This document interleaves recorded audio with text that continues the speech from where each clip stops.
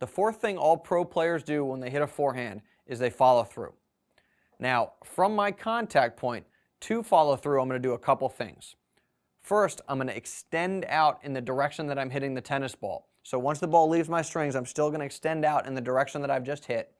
And then once I reach this point, I'm going to bring the racket across my body in a smooth and relaxed motion. Now, when I bring the racket across my body, I'm going to turn my forearm and wrist over as one piece like I have a watch on and I'm trying to check the time. And that allows me to slowly and smoothly decelerate the tennis racket. Now, if we go back to my contact point, what you'll also notice as I bring the racket around is that I continue to rotate my upper body a little bit. And by doing all these various things, that's going to allow me to not only slow the tennis racket down, but also decelerate my body smoothly.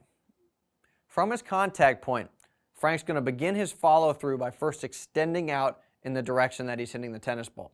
And once he's extended out, like he's done here, he brings his racket across his body in a smooth and relaxed motion. And when he does that, he turns the forearm and the wrist over like he's checking the time on a wristwatch. Now, if we go back to his contact point, as he follows through, he also continues to rotate his upper body, and he also brings the racket up over his shoulder. And when you're first building your forehand, that's where you want to follow through. After you hit, bring the racket up nice and easy over your shoulder. Now let's look at some pictures of Andy Roddick following through. In this first shot, Andy has just hit the ball, and he's extending out in the direction that he hit. He's really got good extension into the court. And just about now, he's probably begun to turn his forearm and his wrist over like he's got a watch on. In this next shot, he has turned his forearm and his wrist over. If he was wearing a watch, he could see what time it is. And he's also brought the racket and his arm across his body in a smooth and relaxed motion, and he's continued to rotate a little bit.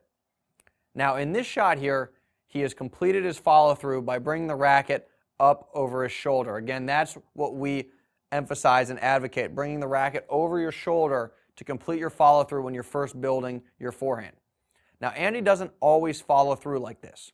Sometimes he'll follow through like this instead, where the racket is down by his waist or maybe by his torso. And there are a number of ways you can follow through when you hit a forehand, and I'm not going to get into why you might follow through like this as opposed to over your shoulder like we've emphasized. There's a number of reasons why you might change your follow through. But what you want to take away when you're building your forehand, bring the racket up over your shoulder. Let's go back to that last clip. Again, that's what Andy's doing here. Racket is up over the shoulder.